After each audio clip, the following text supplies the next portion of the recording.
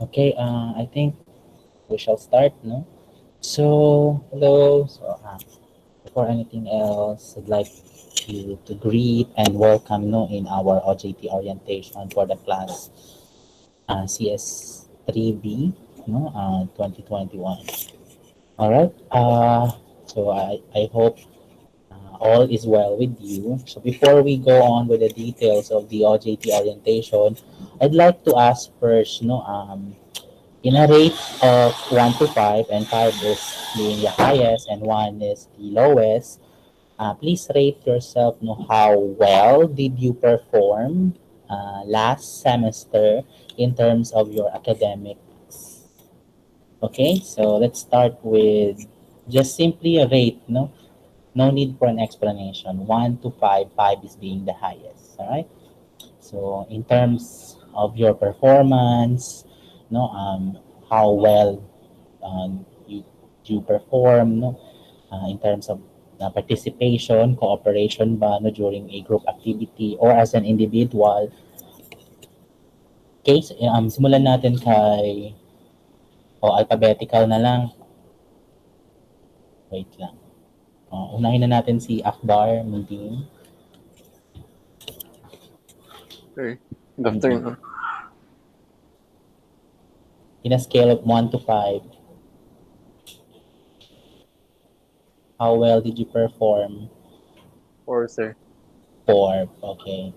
Okay, thank you. So, unahin natin next ito na lang, si Santuyo.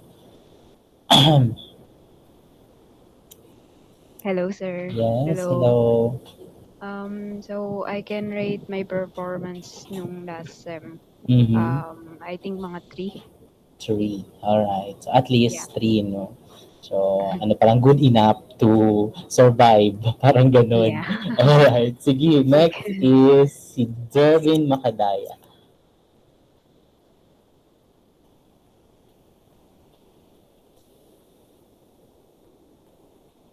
Mr. Dervin, are you there? Yes. Sige na. Can you rate can you rate tuloy? How will you rate yourself? No? In a scale of 1 to 5.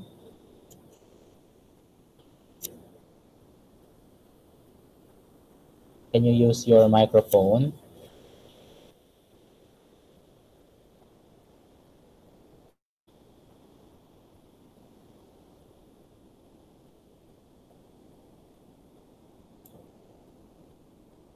Okay. Sige, you can, course through using our chat box.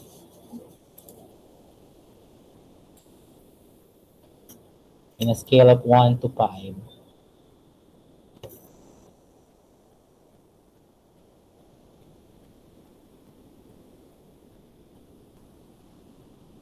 2? Kung 2, I think I need an explanation. Like, bakit medyo mababa naman? Kulang ka ba ng mga resources? Like, mahina talaga ang internet connection? Like, you cannot,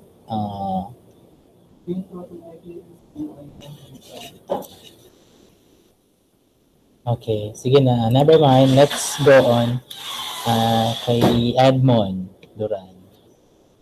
Parang basketball player, no? Ano sir, siguro nasa between 2 or 3. 2.5. Opo. Play safe ka din, no? Sige. Sige. Sunod na natin si Mr. Kipley. Sir, good afternoon. 3 po, sir. 3. Okay. Thank you. Ito si James Francisco. Ano yan sir? Just rate your performance or how well did you perform last sem in a scale of 1 to 5, and 5 is being the highest. 2.5. 2.58. So meaning parang no, bitay talaga. So parang nangangapa talaga. Parang ganun bang ibig sabihin, no? Yes sir. Okay, next is si Gagara Cruz. Turn sir, 3 sir. 3. Okay, perfect. Sige, next is si Biescas. Sa akin, sir, 3. 3. All right. Next is si Bangkay Rin. 2.5, sir.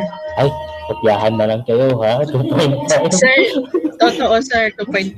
Okay. Sige, okay. Next is si Gonzales. Hi, sir. Good afternoon. Hello.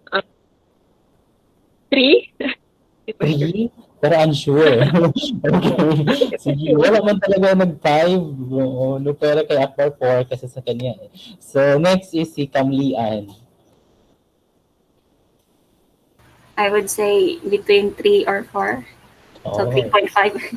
okay. Sige, perfect. Next is si Cordero. 3, sir. 3. Okay. Mr. Tumakas. 3, sir. 3. Okay, thank you. Next is Pueblo. Good afternoon, sir. 3, sir. 3. Okay, next is Fajardo. 3.8. Talagang 3.8 mo ko, ha? Sige, I'll accept that. Next is yun to, si Tuble. Tama ba? Tuble ba yun?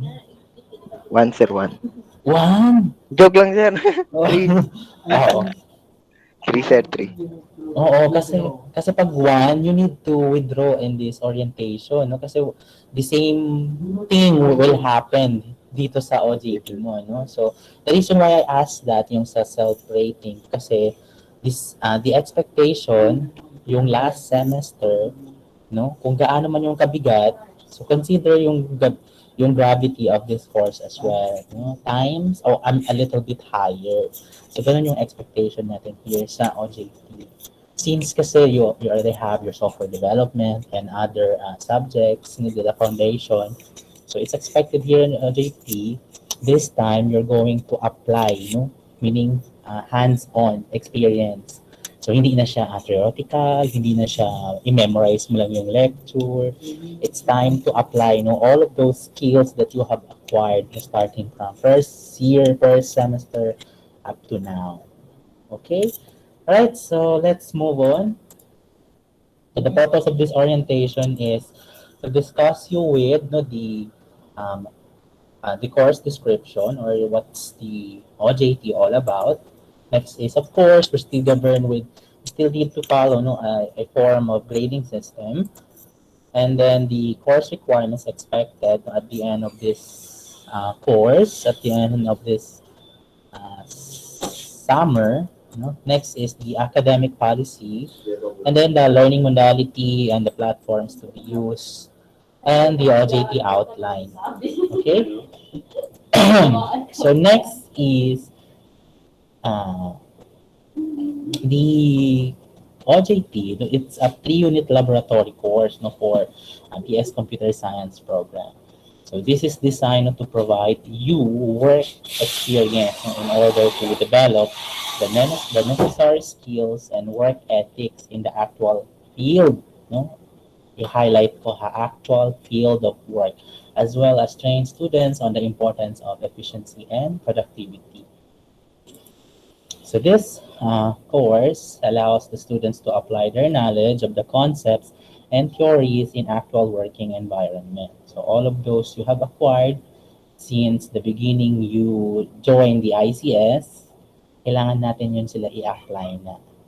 Next is um, the coverage or the focus is on the development of information systems, web applications, or instructional content. So we can also break down, no, specifically, no, sa requirements definition, analysis, system design, or instructional design.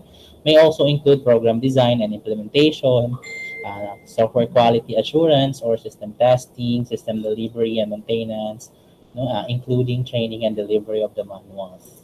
Also include different IT work-related tasks such as networking, troubleshooting, both on software and hardware, sorting, filing, and other work-related tasks. So basically, as an OJT students, no, it is expected to you na not only perform software development but as well other IT work related such as yung mga networking na ano and stuff. Okay. So before the pandemic, actually what we did here in the ICS is you have itong educational tour no what we call. So in the educational tour, um, saan pa sila pumupunta? Sa ano, we visit number of IT companies no at Manila tapos doon yung parang na-acquire yung hands-on experience so, through the visiting of this different company. And that is not for free, no? That will cost you around 20,000 no? Or 16,000 no yung enrollment doon. Pero because of the pandemic, you cannot have that educational tour. So we need to come up an alternative no, to in order for you still no, to gain the work experience you need. Okay? So next is the grading system. So one is the training evaluation from client, no? So may mga in lieu dito or mga alternatives that's still under the 40% criteria. And of course, teacher evaluation, 20%, and the journal or all of the requirements that you can generate at the end of this course is also 20%. Again, the passing grade is 60%. I'll skip na no, this transmutation. Let's go on this one. No? Alam nyo na to. Let's go on the course requirements. So of course, no, you are required to attend the different meetings, either by initiated by your instructor or by your client or the office where you are assigned to. Regular client visit, no, on reportings, on updating the client. Weekly progress report, you need to file this no, to your and be submitted no, to your instructor para updated din kami kung ano yung ginagawa ninyo. For the interns or the OJT students working on an actual software, so you need to deliver no, the working system at the end of the course. And for those who will be involved on the creation of system manuals, you also need to deliver this one. And if your activity or work requires acceptance testing, you also need to you need to accomplish the user acceptance testing certificate or the result no, of the testing. And if your work requires training of all users, then you also need to do that. No? So, I'd like to walk you through lang no, muna sa academic policy. This is still in place kasi we are in this kind of setup. First, yung cheating, bilisan ko na lang to dito. The plagiarism, and then the proxy. No? Meaning, alam mo yung proxy, right? You ask someone no, to attend, no? Tapos, or not lang attend, maybe work for in behalf of you. So, hindi din pwede. So, next is attendance. So, this is required. So, in our case, yung attendance ninyo, doon na kung saan kayo ma-assign, no? Or kung ano man yun. Alright. So, of course, the collusion, meaning, halimbawa, you were assigned to develop a software and then you will hire someone or you will pay somebody else to develop the software. So that's a violation of this policy. Therefore, you will receive no, a failing mark. And of course, no, for the learning platform that we will use is still, pero this time pala, no, we will use na the Google Meet, no longer the Microsoft Teams. So I will send the invitations, no, each time if meron tayong online meeting through the Google Meet. And then, of course, we can use the messenger no, for informal class conversation and other form of instructions. And of course, our main platform, which is the LMS Digital Education, yun. So I already enrolled you know, to a new course doon sa LMS. You can check that and all of the materials are already uploaded there. And that's the same for section A, no? Though hindi sila under sa akin. Only this section B. Pero isang platform lang yung ginagamit for both sections. Questions before I move on?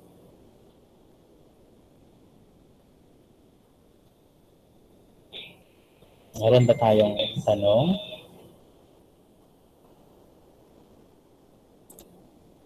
Wala nata, sir. Sure. Bakit parang malungkot ka? Ano, sir? Hindi naman. No? Sabi mo, ay ano ba yan? Software development na naman. Ayun na. Hindi, meron yan ako alternatives. Okay? So, okay, so here's the OJT course outline. So, for the week 1, which is this week, the orientation and your preparation. No? So, i-prepare nyo ang sarili ninyo. So, kung madugo yung nangyari last sem, no, dahil sa pinagsabayang thesis 1 and SE2, so, I would like you to expect the same, no? Kasi baka pag i-lower ninyo, tapos hindi naman pala, nahihirapan na naman kayong mag-adjust. Next, for the week 2, it's the job hunting week. So meaning you're going to hunt, no, for your job. No, I mean, yeah, no, you're going to look for your work either online ba or uh, visiting an actual office. So for the remaining weeks, week 3 to 6, this is the actual work immersion kung saan ipe-perform na or i-render nyo na yung mga services that you're going to provide to your designated office ba or client. Clear? Okay. So, I'll schedule our progress reporting every Friday of the week. So, it's either asynchronous or synchronous, meaning if we need to have an online meeting, then I will just send you an invitation or simply file a progress report. You just need to submit that in the LMS. Okay? All right. So for the week 1, this is an individual work. Week 1, orientation and preparation. So what you have to prepare, one is to create your curriculum vitae or the resume. So I think you have this in your Epic Core. Tapos na ba kayo mag-Epic Core? Epic 3 pa lang, sir. Epic 3 pa lang. Pero meron na sa Epic 3, no? Yes. Yes, sir. Okay, perfect. So, yun. You need to come up with your own resume or the curriculum vitae. Either lang naman, no? Pero may pagkakaiba yan sila. So, I have uploaded my curriculum vitae doon sa LMS. You can check on that if you want. And then, of course, the next step is to create your LinkedIn profile. So this is an online resume, no? You just simply search sa Google yung LinkedIn, and then create the account, no? And then supply the other remaining information doon. So what you have to do is screenshot your LinkedIn profile and then submit it in the LMS.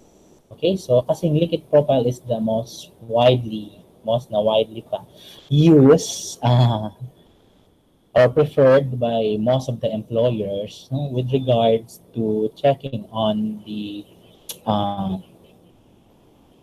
with an online resume. So they prefer the LinkedIn, no, kasi in the LinkedIn, all of your past work, past software development, all the experience and everything with regards to your educational background and anything is linked, in the LinkedIn profile. So in order to have that link, those information, you need to create or save all of those information in the LinkedIn profile.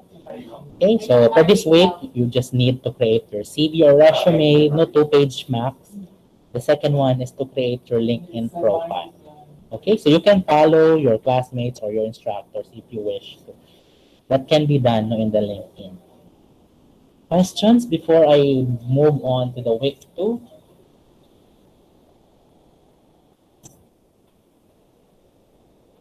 Wala, no? Sige, tuloy tayo, klaro. For the week, joke lang. Okay, so as I mentioned, you need to submit those CV and screenshot of the LinkedIn profile in the LMS. Okay, for the week 2, so we have the alternatives here, no? Since hindi pwede yung educational tour. And then, so we come up a list of options for you to choose. So these are the alternatives.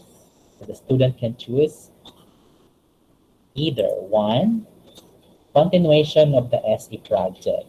So if you wish to continue the SE project, you may do so, pero may limitation. Only the programmer plus one, no, doon sa SE group nila. So the programmer can choose whoever, basta among doon lang sa original members of the SE group ang magiging partner niya. No? So this is one of the alternative here. Continue your software engineering project. Pero it's your choice, ha? So this is the option 1. Option 2, you can form a group, 2 to 3 members.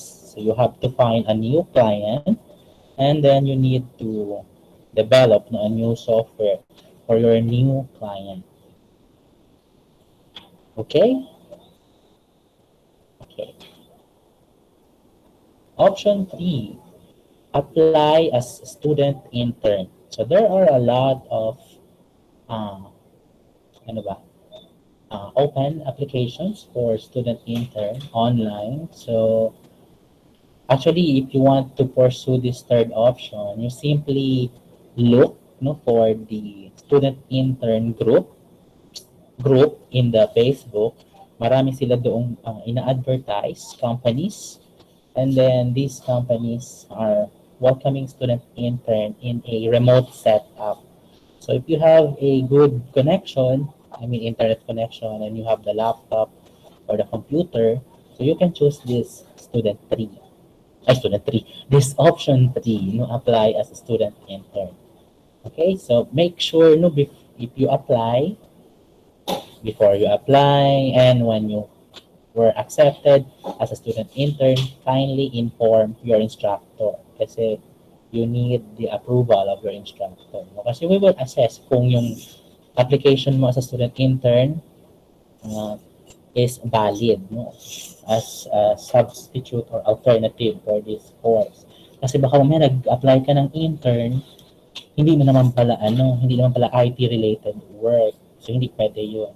It should be the nature of the work as a student intern should be IT related. Clear? Sir, Yes. ano ba ginagawa ng student intern, sir? Similarly, para silang employee din of the company if they are accepted as a student intern. Pero there are other may mga student intern programs. This company pwedeng mag-provide ng salary, pero most of the time, libre siya. Okay? Kasi student intern siya. So halimbawa, if you apply as a student intern, so merong available position like junior developer. So you will work as a junior developer pero as a student intern. So depending on the programs of that company, kung paid internship yun siya or not. So maganda kung paid, no? So para may sideline naman tayo dyan. So yun. Clear? So, it depends on the nature of work kung ano man yung na-applyan nyo as a student intern. Basta kailangan dapat IT related. Alright. I will send you mga companies or links where you can apply as a student intern if you choose the third option. Okay? Okay. So make sure pala on browsing this application as a student intern, make sure na your work can be done remotely. You don't need to visit the actual office. Okay? Or you can have a setup, yung mga work from home or mga remote work. Next option is this one. Work as a freelancer. So, halimbawa nahihirapan kayong maghanap ayaw nyo yung option 1. Ayaw nyo din yung option 2. Nahihirapan kayo sa option 3. You can choose the option 4. Work as a freelancer, meaning you don't need to apply as a student intern. So you can create an account with in the different freelancing website, example yung Upwork. So you can create accounts there. So you can accept work doon sa Upwork, and that will serve as your as your as your work experience for this course. So related to IT pa din. So what mga related? Not lang all the time na about software development. Halimbawa kayo hindi naman some of you is not really into the programming. So you can uh, accept work as a freelancer, yung mga graphic design, ganyan, no? That is that is accepted. Mga virtual assistant, that is also accepted. Basta IT related siya. Pero not all the time, software development or with involving programming. Pwede yung mga design, graphic design, virtual assistant, yung mga marketing sa Facebook, that is accepted. Okay, so dito kasi as a freelancer, no, you have your own, you are free, no, to choose which work you want to go on. So like, pwede mag-create ng account sa Upwork. And hindi lang Upwork, marami pang ibang freelancing website. And I will send those to you, no, once you choose the option 4. Okay? Clear sa option 4? Clear? Okay, Yes, sir. clear. Sige. Oh, okay. So, ito yung mga example work na sa as a freelancer, pwedeng developer, designer, or a tester. That is possible. Pero not limited to these 3. Basta IT related ito. And of course, the work can be done remotely. Next option is this one. A 100 hours of online courses plus certificate. So, this is individual and requires instructor's approval. So, anong ibig sabihin dito? Yung fifth option. If ever ayaw nyo yung first 4 option, you can choose this one. So, you can enroll in different online courses. Again, dapat related sa IT, yung online course na yun. So, don't worry, baka sabihin nyo lahat ng online courses are paid, or paid. So, meron mga free na online courses. So, you can enroll to those free online courses. Basta, you need to accumulate 100 hours of online courses plus certificate. So, don't you worry. If pinili nyo yung option 5, I will send you how to look for these free online courses plus a certificate, of course. So, basically yung dito sa fifth na option, again, sa Facebook madami ito. You simply search Udemy groups sa Facebook. You join those groups. Marami yun sila, hindi lang isa. And then doon sa groups, you back read the different posts. You can find a different online courses offered by the authors themselves. So they want to give these online courses, especially to the IT students. So marami yan libre. Ako nga, last week lang nag-try ako ulit. Sinearch ko sila lahat. And then ilan yun sila? I think mga 27 courses yung free na nahanap ko, and then I enrolled to all of those 27 free online courses. So that is plus a certificate. Meron yan siya laging certificate kapag Udemy. I don't know with the other course learning platform, yung mga Coursera and other related learning platform. Okay? So, the courses, okay, di ba, this is individual and requires instructor's approval. So, these are the example courses about programming, design, and productivity tools. So, again, you need to confirm with your instructor if the specific online course that you wish to enroll is accepted as an alternative for your OJT.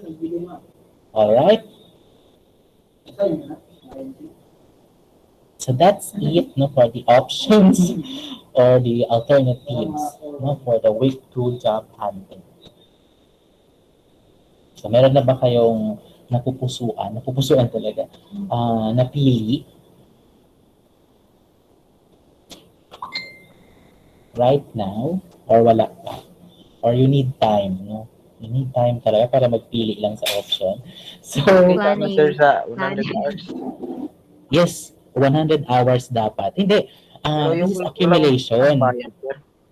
Oo, meron yan, walang bayad. Maraming libre doon ngayon dahil sa pandemic na nga. Nilibre na lang nila. So, 100 hours accumulation to ha. Wala namang online course 100 hours agad-agad. Meron yan like 2 days, so that's 16 hours. So, you look for another course na naman, tapos enroll, o ilang hours yun. Hanggang sa ma-accumulate mo yung 100 hours of online courses. Okay? Hindi lang pala yan, sir, sa isang course lang, ganun. Oo, hindi lang sa isang course. That is impossible. Kasi yung isang course, mga maximum niya 1 week lang. So, ilan lang yun ng 1 week? 8 times 5. So, 40 hours lang yun, no? So, kulang yun. No? Marami yan, no? So, if you select this one, I'll send you or I will help you how to find this free online courses. Pero basta basically, magsisimula kayo sa Facebook group. There are a tons of groups na nag-share ng mga free online courses with certificate. And this is this is talaga ano ba tawag dito? May significant contribution when you finish your college, no, you can include these certificates sa mga portfolio ninyo, no, like you can ipagmalaki na you were trained or enrolled, no, in these online courses. So not lang, no, sa programming, no, it could be like machine learning, data analytics, basta IT related na course. Okay? So ngayon ba, or can you na ba decide now or next day na lang? Okay, fine. Oo. So, I'd like to highlight yung option 1, especially yung mga yung mga naging successful sa SE nila. I want you to continue with the SE project. Pero nasa sa inyo yun, no, kung gusto niyo pang ipagpatuloy. Pero again, no, it's only the programmer plus kung sino man ang piliin no, ng programmer, isama niya. Meaning maximum of 2 lang ito. Okay? Question. Before you leave and start creating your LinkedIn profile and the resume or the curriculum details that I asked earlier. Question. Wala kayong question? So, ako may question ako. May quiz ako ngayon. Joke lang. Wait lang. Parang may nag-chat. Natakot man, sir. Kahit hindi ICS related, sir, pwede sa freelancer. Hindi pwede. Dapat IT related ang freelance na work. When I mean IT, not all the time programming or software development. Lahat yan, sir, 100 hours. Hindi, accumulation. Yan siya. Halimbawa, nag-enroll ka sa isang online course na 2 days. So that is 16 hours. Mag-enroll ka pa sa next. Wait lang. Oo. This is minimum pala, no? I mean, sir, yung ibang options. Yung ibang option, wala na siyang hindi na siya hours based, no?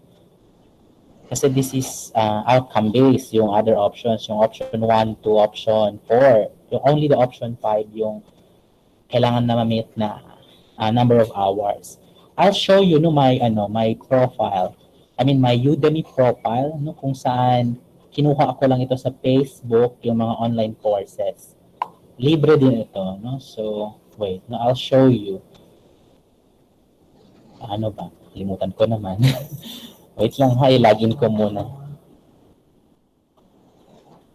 Udemy. Meron din mga plural site, pero I doubt it na may free sila. So, wag na lang. So, wag na lang. No? Wait lang ha, nagla-login pa ako.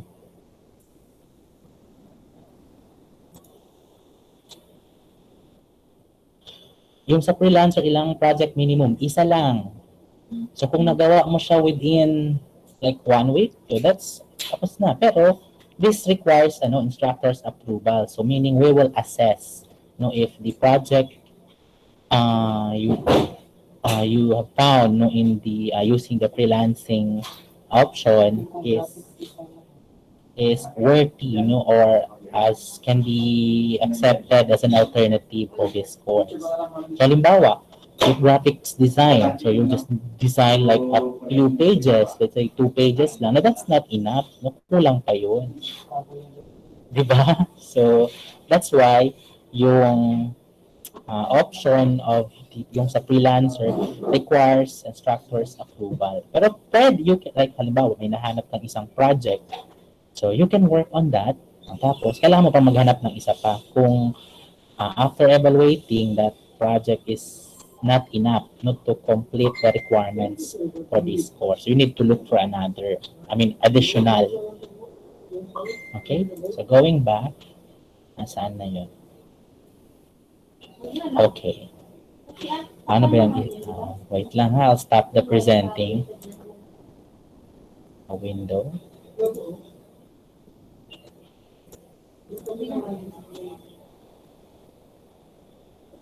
Okay. So, I created a Udemy account. I think last February lang to. Tapos, nung super bored ako because of the pandemic, so I went to the different Facebook groups. So, I joined those Facebook groups. Tapos, marami doon na sinashare with regards to the free online courses. So, if I will check my learning, so nandito lahat yung mga, ayan, nakita nyo, this is 12 courses per page. So marami yan siya. In fact, I was able to enroll to different 77 free online courses. Okay? So marami yan. Like, basta IT related. So like halimbawa dito, Microsoft Teams Masterclass. So this is for under productivity category. So this is accepted.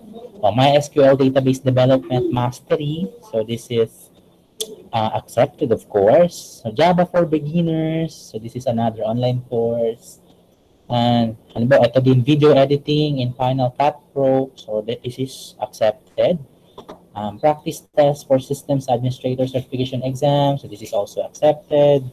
So jQuery, accepted. Python 3 for beginners. So web development masterclass. So these are all online courses that I have found in those Facebook groups. So specifically, yung Udemy talaga may pinakamarami. Okay?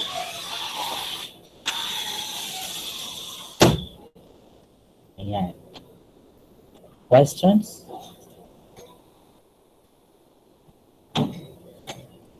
Libre lang talaga yan lahat, sir? Yes, libre lang talaga yan. Baka hindi ka maniwala sa akin. 77 online courses yan, pero free yan sila lahat.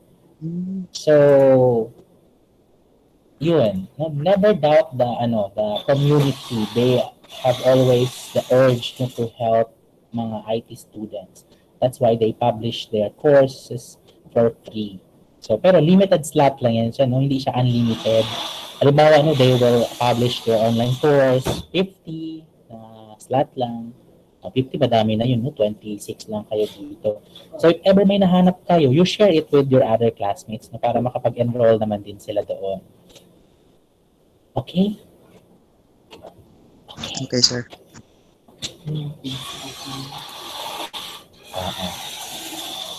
So, yan. So, I have here the Visual Studio Code. So, this is accepted on how to use.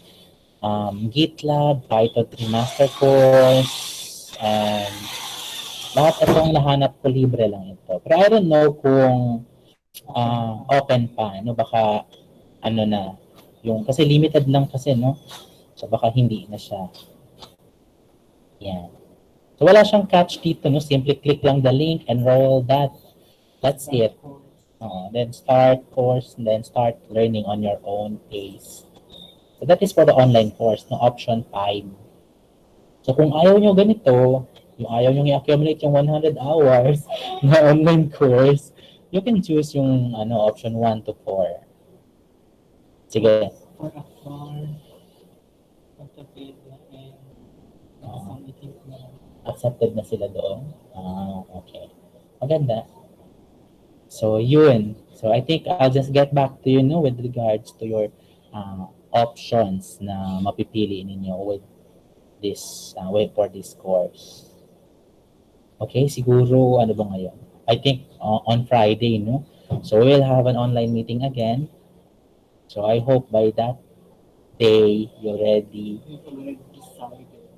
Yes, decided on which options you would like to go on with this OJT course.